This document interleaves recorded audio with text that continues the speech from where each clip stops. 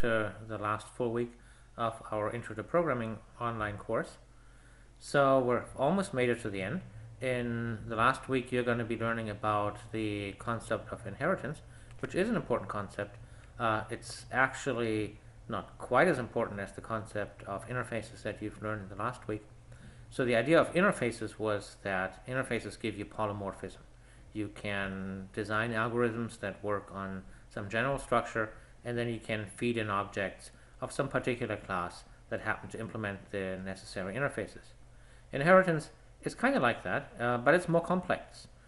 With inheritance, you cannot just inherit behavior like you can do with interfaces, but you also inherit state, meaning that's variables that you can define in a superclass. And that gives you a limitation in Java, at least, that you can only have one superclass, whereas you could have any number of super interfaces. If you remember from the Udacity video, you had like a drawable and a movable interface. That's not possible with inheritance.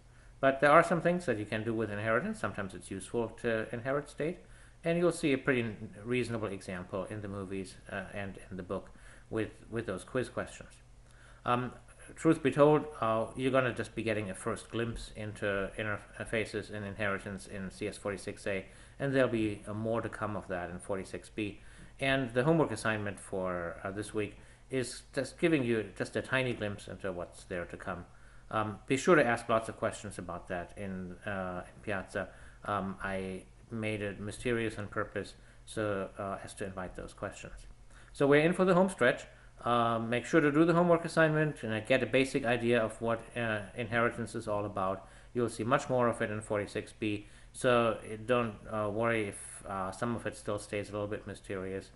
The most important part of the course, frankly, is what we've done in the first part, this whole idea of encapsulation and methods and classes, and then what we've focused on the second part with loops and arrays. That's what's going to be the bulk of the final. There will be a token question or two in interfaces and inheritance, so that the people who watch this know that we've been covering it, but the real focus is, of course, really on the algorithmics, on the loops and the arrays. So get a glimpse of what this is about so that you're prepared when you enter 46B. Do the homework assignment. I think it's a fun assignment. And like I say, I kept it mysterious on purpose, so do ask those questions.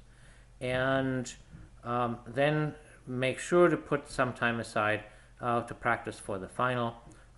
The way to succeed in the final is to just be reasonably fast in programming the basics.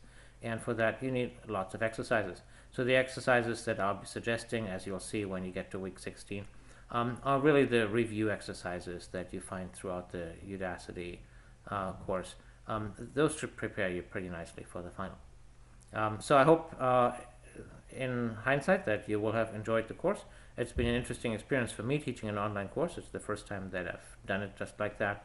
And so I've really enjoyed seeing your feedback on Piazza, seeing people being happy that they understood something, being unhappy that things got messed up.